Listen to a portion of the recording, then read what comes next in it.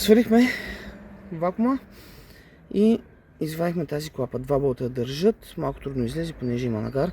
Виждате какъв е нагара.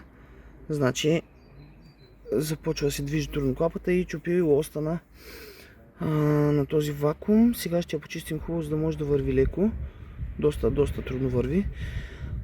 И ще я сложим обратно. Ще поръчаме новия вакуум и ще видим дали проблемите с агера ще изчезнат. Тази клапа се намира точно до агера.